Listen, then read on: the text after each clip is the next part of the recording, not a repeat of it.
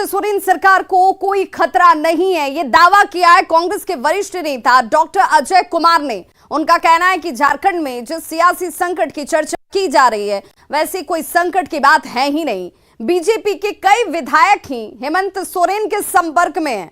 उन्होंने यहां तक दावा कर दिया कि सरकार के पास 55 का आंकड़ा है जो बहुमत के लिए जरूरी 41 विधायक से कहीं ज्यादा है।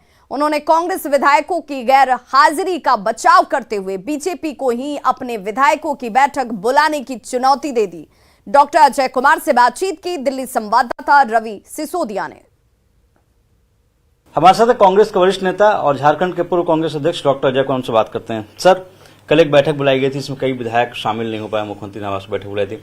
क्या झारखंड सरकार में भी खतरा है? क्या विधायक अभी एकजुट है या नहीं है? सर, क्या स्थिति है? नहीं, देखिए एक चीज है,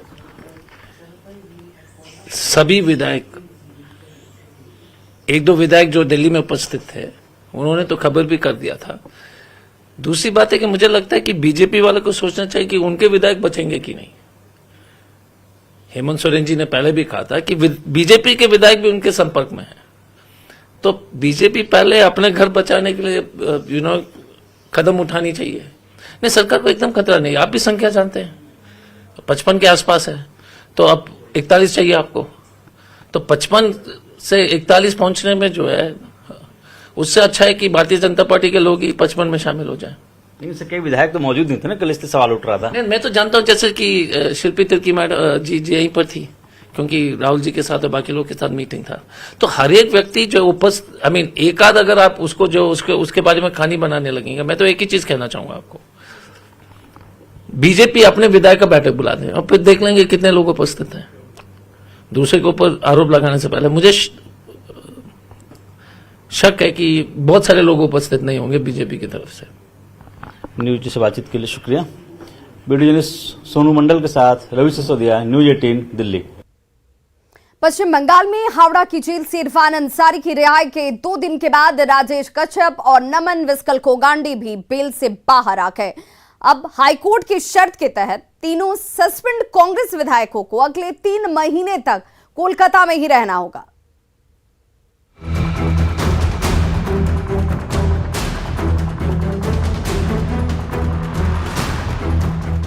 बीस दिन बाद 20 अगस्त को सस्पेंड कांग्रेस विधायक इरफान अंसारी हावड़ा सुधार गृह से बाहर आए थे, तो 22वें दिन यानी कि 22 अगस्त को बाहर आने की बारी थी राजेश कच्छप और नमन विकलस कोगांडी की। जेल से बाहर आते ही तीनों विधायक कोलकाता में एक साथ जुटे। तो हम लोग के बारे में आपको किसने मिसगाइड किया है, हम लोग उसका नाम जानना चाहते हैं ताकि जनता को हम लोग बताएं कि किस तरह से हम लोग को फंसाने का काम किया बंगाल में। और मैं फिर से मैं कहूँगा, जो सारी चीजें हैं जिसने हमारे पॉलिटिकल करियर में हल्का फुल्का जो दाग लगाने का काम किया है उसको भी हम लोग पर्दाफाश करेंगे। पिछले 30 जुलाई को हावड़ा पुलिस ने एसयूवी पर सवार तीनों कांग्रेस विधायकों को 49 लाख रुपए कैश के साथ पकड़ा था, तो झारखंड की राजनीति में भूचाल आ गया था। तीनों पर बीजेपी की मिलीभगत से सरकार गिराने की साजिश रचने का आरोप लगा। कांग्रेस ने तीनों को सस्पेंड कर दिया, रांची में एफआईआर दर्ज करा दी। पश्चिम बंगाल सीआईडी ने भी शिकंजा कस दिया, पर कलकत्ता हाईकोर्ट से बेल मिलते ही तीनों विधायकों ने माफिया और दलालों पर आरोप मढ़ दिया।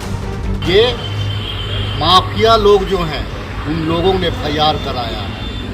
ये दलाल जो हैं, जो दलाली करके जो यहाँ राजनीति कर रहे हैं उनका पर्दाफाश होगा, और जो राजनीति को एक व्यवसाय समझते हैं उन लोगों ने हम लोगों पे चार्ज किया है। आने वाला दिन जनता बताएगी। लंबे दावपेच के बाद कलकत्ता हाईकोर्ट ने 17 अगस्त को तीनों सस्पेंड विधायकों को 3 महीने की अंतरिम जमानत दे दी, पर 3 महीने तक कलकत्ता में रहने, सप्ताह में 1 दिन हाजिरी देने और पासपोर्ट जमा कराने की शर्त भी जोड़ दी। इन शर्तों को पूरा कर तीनों नेता जेल से तो छूट गए, पर ये सवाल अब भी अधूरा है कि पूरी साजिश के पीछे आखिर किसका हाथ है। न्यायालय ने न्याय किया है। जिस तरह से षड्यंत्रकारी सोच रहे थे कि 5-6 महीना इन्हें जेल में रखेंगे, आज जनता को न्याय मिली है, हमें न्याय मिली है।